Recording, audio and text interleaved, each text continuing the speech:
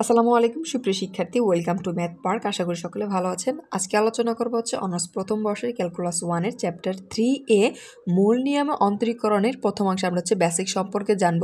ইতিপূর্বে কিন্তু আমরা হচ্ছে চ্যাপ্টার 2C থেকে অন্তরীকরণ যোগ্যতা নিয়ে আমরা জেনেছি, অর্থাৎ অন্তরীকরণ যোগ্যতা সেই অংশে আমরা কিন্তু অন্তরজ নির্ণয়ের মান আমরা পেয়েছিলাম। তো প্রথম অংশে খেয়াল করুন, এখানে বলা আছে অন্তরজ বা হচ্ছে অন্তরক সহগ আমরা বলতে কি বুঝি।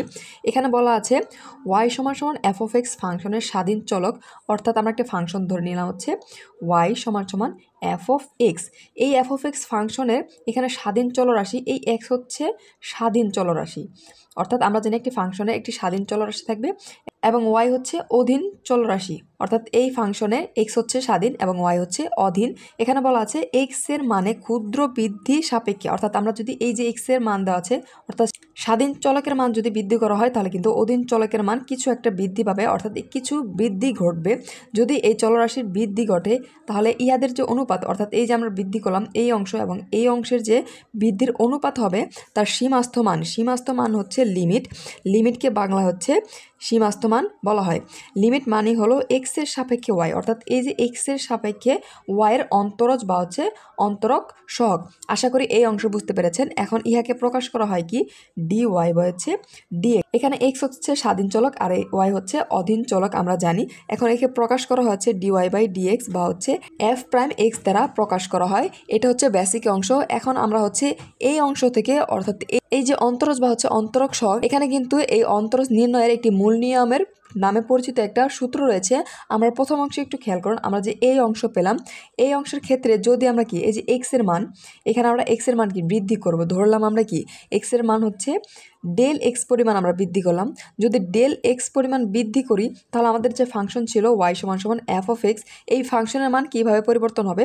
এখানে ফাংশনের মান ছিল কি এখানে এক্স, তাহলে বৃদ্ধি করলাম ডেল এক্স, তাহলে ফাংশনের মান হয়ে দাঁড়ায়, একটু মনোযোগ সহকারে লক্ষ্য করুন, এখানে আমাদের ফাংশন ছিল হচ্ছে y = f(x). এখানে এই এক্স এর মান আমরা কি করলাম হচ্ছে ডেল এক্স পরিমাণ বৃদ্ধি করলাম, তাহলে এই ফাংশনের ক্ষেত্রে আমাদের মান কি হবে, এখানে হবে f হচ্ছে এক্স প্লাস হচ্ছে ডেল এক্স, এইখানে হবে ওয়াই। কারণ এখানে কি আমরা এক্স এর পরিবর্তন করলাম, তাহলে পরবর্তী ক্ষেত্রে কি আমাদের এই যে সম্পূর্ণ যে এরও কিন্তু পরিবর্তন হবে, কি পরিমাণ হতে হলো এই যে ডেল এক্স আমরা হচ্ছে যোগ করে দিলাম। এখন এটা ছিল প্রথম ক্ষেত্রে, এটা হচ্ছে দ্বিতীয় ক্ষেত্রে। এখন এই যে আমাদের অধীন চলক এর টোটাল কি পরিমাণ পরিবর্তন হলো খেয়াল করুন, এখানে কি ডেল ওয়াই, অর্থাৎ আমাদের পরিবর্তন করলাম কি এই যে ওয়াই অর্থাৎ কি প্রথম আমরা এক্স এর পরিবর্তন করলাম হচ্ছে জি এক্স বৃদ্ধি করার পর হচ্ছে কি ডেল এক্স হয়ে যাবে ডেল এক্স, কিন্তু আমরা যখন এর কি অধীন চলকের পরিবর্তন হবে হয়ে যাবে ডেল ওয়াই সমান পরিবর্তিত হয়ে এই অংশ এসেছে। আমরা এই অংশ প্রথমে লিখবো এফ এক্স প্লাস হচ্ছে ডেল এক্স, আর আমাদের পূর্বের অংশ ছিল কি এই অংশ, অর্থাৎ এটা হচ্ছে আমাদের পরিবর্তিত যে অংশ, অর্থাৎ স্বাধীন চলকের মান কিছু পরিবর্তন করার পর হচ্ছে এটা অধীন চলকের মান আমরা পেলাম। তারপরে এখানে খেয়াল করুন ইহাদের অনুপাতের যে লিমিট, অর্থাৎ এই যে অনুপাতের লিমিট আমরা জানি কি ডেল এক্স থেকে ডেল ওয়াই পরিবর্তন হয়েছে, তাহলে এই ক্ষেত্রে আমাদের লিমিট নিয়ে আসতে হবে যে লিমিট এখানে পরিবর্তন কি হচ্ছে ডেল এক্স, তাহলে আমরা দিয়ে দিলাম হচ্ছে ডেল এক্স টেন্ডস টু 0, আর পরিবর্তন হয়ে কি হয় ডেল ওয়াই বাই হচ্ছে এখানে পরিবর্তন হচ্ছে ডেল ওয়াই বাই হচ্ছে ডেল এক্স। আমাদের এইটা ছিল মান মেইন, এবং এইখানে পরিবর্তন হচ্ছে কি ডেল দিয়ে, অর্থাৎ del y by del x, এই অংশ আমরা লিখে নিলাম। এখন যদি এই যে ডেল ওয়াই এবং ডেল এক্সের মান আমরা এই অংশে বসিয়ে দিই, একটু খেয়াল করুন, তাহলে থাকে limit del x tends to 0, এখানে নিচে থাকবে আমার ডেল এক্স এবং ডেল ওয়াইয়ের মান কিন জানি, এই ডেল ওয়াইয়ের মান কিন্তু আমরা উপরে পেয়ে গেছিলাম f x plus del x minus হচ্ছে এফ অফ এক্স, এটা আমরা পেয়ে গেলাম। আর এটা হচ্ছে ডি ওয়াই বাই ডিএক্স দ্বারা প্রকাশ করা হয়। এটাই মূলত আমাদের হচ্ছে অন্তরজ নির্ণয়ের মূল নিয়ম। আশা করি এই অংশটুকু বুঝতে পেরেছেন। আপনাদের এই অধ্যায়ের ম্যাথগুলো করতে কিছু সূত্রের প্রয়োজন হবে, এখানে আপনাদের বোঝার সুবিধার্থে আমি তুলে নিয়েছি। এখানে হচ্ছে সাইন এ প্লাস বি সমান সাইন এ কস বি প্লাস কস এ সাইন বি, আবার হচ্ছে এ প্লাসের জায়গায় যদি মাইনাস থাকে তাহলে একই হবে, শুধুমাত্র চিহ্ন পরিবর্তন হয়ে যাবে। আবার হচ্ছে সাইন সি মাইনাস হচ্ছে সাইন ডি সমান 2 cos c plus d by হচ্ছে 2 সাইন সি মাইনাস ডি হচ্ছে 2। একই ক্ষেত্রে যখন এইখানে কি সাইনের জায়গায় আমরা কস ইউজ করব তখন আমাদের এই অংশ ঠিক থাকবে, শুধুমাত্র এই 2 এর পূর্বে একটা মাইনাস চলে আসবে। তার পরবর্তী হচ্ছে এই অংশগুলো আপনাদের জন্য অতি গুরুত্বপূর্ণ, যখন আপনারা ম্যাথ করবেন বা হচ্ছে মূল নিয়মের ক্ষেত্রে 10x বা হচ্ছে sin x এর অন্তরজ নির্ণয় করবেন, আবার ex ln x এগুলোও থাকবে, তখন আপনাদের এই সূত্রগুলো প্রয়োজন হবে। তাই এখানে বলা আছে যে কি ex সমান সমান 1 প্লাস এক্স প্লাস হচ্ছে এক্স স্কোয়ার বাই হচ্ছে 2 ফ্যাক্টরিয়াল প্লাস হচ্ছে ডট ডট ডট। শেষের অংশ হচ্ছে ln 1 প্লাস এক্স সমান সমান x minus x square by 2 plus হচ্ছে এক্স কিউবের জায়গায় হচ্ছে বাই 3। এখানে কি খেয়াল করুন, প্রথমটি হবে মাইনাস, পরেরটি হচ্ছে প্লাস, পরেরটি হচ্ছে মাইনাস, এটি কিন্তু মাইনাস, তারপর হচ্ছে ডট ডট ডট। আশা করি এই পর্যন্ত বুঝতে কারো সমস্যা নেই। এখন আমরা হচ্ছে একটি অন্তরজের মান নির্ণয় করব। এই অংশে খেয়াল করুন, আমরা হচ্ছে এফ অফ এক্সের জায়গায় যখন নির্ণয় করব তখন কিন্তু আমাদের হচ্ছে এই ডেলের অংশ উঠে যাবে। তখন আমাদের কি হবে আমি একটু হাইলাইট করে দিচ্ছি। এই ক্ষেত্রে হবে, অর্থাৎ ফাংশনের ক্ষেত্রে আমরা যখন নিব ডি বাই হচ্ছে ডি এক্স, এই ওয়াইয়ের পরিবর্তে আমাদের ফাংশন বসবে হচ্ছে কি, আমরা ধরলাম এফ অফ এক্স সমান সমান, এখানে আসবে হচ্ছে লিমিট, আর এই ক্ষেত্রে হবে H x tends to zero, অর্থাৎ ডেল এক্স, অর্থাৎ এইচ সমান সমান কি, এখানে এই যে ডেল এক্স সমান সমান হচ্ছে এইচ, আর ওপরে থাকবে হচ্ছে আমাদের এফ এক্স প্লাস হচ্ছে এইচ মাইনাস হচ্ছে এফ অফ এক্স, আর নিচে হচ্ছে এইচ, অর্থাৎ যেই স্থান হচ্ছে ডেল এক্স ছিল সেই স্থান আমরা হচ্ছে এইচ বসিয়ে দিয়েছি। এটাই হচ্ছে মূল নির্ণয়ের। এখন আমরা হচ্ছে মূল নিয়মে সাইন এক্স এর অন্তরজের মান নির্ণয় করব। আমাদের যে এই যে সূত্র রয়েছে এখানে শুধু এফ অফ এক্স ফাংশন, অর্থাৎ এক্স এর জায়গায় আমরা হচ্ছে সাইন এক্স ব্যবহার করব।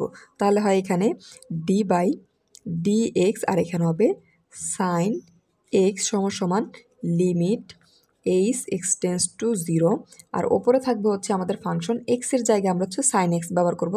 তাহলে সাইন এবং এক্স সমান সমান এক্স প্লাস হচ্ছে এইচ মাইনাস হচ্ছে এখানে সাইন এক্স, আর নিচে হবে আমাদের এইচ। এখন এই ক্ষেত্রে খেয়াল করুন, এই অংশকে আমরা কি ধরতে পারি, আমাদের সাইনের যে একটা সূত্র ছিল আমরা উপরে লিখে নিয়েছিলাম সাইন সি বা হচ্ছে সাইন ডি। এখন যে সাইন সি, অর্থাৎ এই যে এখানে দেওয়া আছে যেই মানটা এক্স প্লাস এইচ, এই অংশকে আমরা যদি সি কল্পনা করি এবং এই এক্সকে যদি আমরা ডি কল্পনা করি, তাহলে কিন্তু আমরা এই সূত্র সহজে প্রয়োগ করতে পারি। যদি এই সূত্রটি আমরা বসিয়ে দিই তাহলে এই ক্ষেত্রে হয় লিমিট, এখানে থাকে H x tends to zero, তাহলে এই ক্ষেত্রে কি হবে একটু খেয়াল করুন, হবে 2 cos সি প্লাস ডি, অর্থাৎ এই ক্ষেত্রে হবে আসবে 2 cos, এখানে সি বলতে কিন্তু এক্স প্লাস এইচ, তাহলে আমরা ওপরে দিয়ে দিব হচ্ছে এক্স প্লাস এইচ, আবার হচ্ছে কি ডি, ডি সমান হচ্ছে এক্স, তাহলে দিলাম প্লাস এক্স, আর নিচে হচ্ছে আমাদের ডিভাইডেড বাই 2, আমরা হচ্ছে 2 দিয়ে দিলাম। পরবর্তীতে আসবে হচ্ছে sine c minus d by হচ্ছে 2, আমরা দিয়ে দিলাম সাইন, এখানে সি মাইনাস হচ্ছে ডি, এখানে সি বলতে হচ্ছে এক্স প্লাস এইচ, আর বিয়োগ হচ্ছে ডি, ডি বলতে হচ্ছে এক্স বিয়োগ হচ্ছে এক্স, আমরা দিয়ে দিলাম, আর নিচে হচ্ছে 2। এই অংশ আমাদের কাজ শেষ, আর নিচে হচ্ছে আমাদের এইচ। এখন আমরা হচ্ছে এই ওপরের অংশ হচ্ছে যোগ বিয়োগের ক্যালকুলেশন যদি করি, একটু খেয়াল করুন, ওপরে হচ্ছে লিমিট, এখানে H x tends to zero, তাহলে ওপরে থাকে এখানে নিচে এইচ, আর এক্ষেত্রে 2 cos, এখানে এক্স প্লাস এক্স হয়ে যায় 2x প্লাস এইচ, আর নিচে থাকে 2, আর এই ক্ষেত্রে থাকে সাইন, এখানে পজিটিভ এক্স নেগেটিভ এক্স থাকে শুধুমাত্র সাইন এইচ বাই 2। এই অংশটুকু ক্যালকুলেশন করা শেষ, আশা করি বুঝতে পেরেছেন। এখন আমরা হচ্ছে এই যে লিমিট কিন্তু দুই অংশ রয়েছে, এই যে 2 cos আর একটা হচ্ছে সাইনের এই অংশ, আমরা হচ্ছে দুই অংশ দ্বারা ভাগ করে দিব, অর্থাৎ লিমিট এই অংশ এবং এই অংশ আমরা যদি আলাদা করে দেই তাহলে হয় এখানে limit h tends to zero, আমরা হচ্ছে এই কসটার প্রথম অংশ রাখলাম কস, এখানে আছে 2x প্লাস হচ্ছে এইচ বাই হচ্ছে 2, আর পরবর্তী অংশে যে 2টা আমরা এই অংশের সাথে নিব, ডট আমরা দিয়ে দিলাম হচ্ছে কি, একটু খেয়াল করুন, এই ক্ষেত্রে আমরা পাই হচ্ছে, আমরা যদি লিমিট দ্বারা গুণ করে দিই লিমিট, আর এখানে হচ্ছে h x tends to zero, তাহলে এই ক্ষেত্রে কি থাকে 2, এখানে সাইন এইচ বাই হচ্ছে 2, আর নিচে আমার থাকে এইচ। এই অংশ আশা করি বুঝতে পেরেছেন। আমরা একটি সূত্র কি জানি, ইতিপূর্বে আমরা ক্লাসে জেনেছিলাম হচ্ছে কি লিমিট হচ্ছে h x tends to zero, আর এর উপরে যদি সাইন এক্স থাকে আর নিচে এক্স থাকে, অর্থাৎ এইখানের এবং এইখানের মান যদি সমান থাকে এরা কিন্তু পরস্পর মান হয়ে যায় 1। এখন আমরা কি করব, উপরে খেয়াল করুন এইচ বাই 2 রয়েছে, আমাদের নিচে এইচ, এখন আমরা এইচ বাই 2 আনার চেষ্টা করব, যদি এই অংশ আমরা নিয়ে আসতে পারি তাহলে এই অংশের মান আমরা 1 পেয়ে যাব।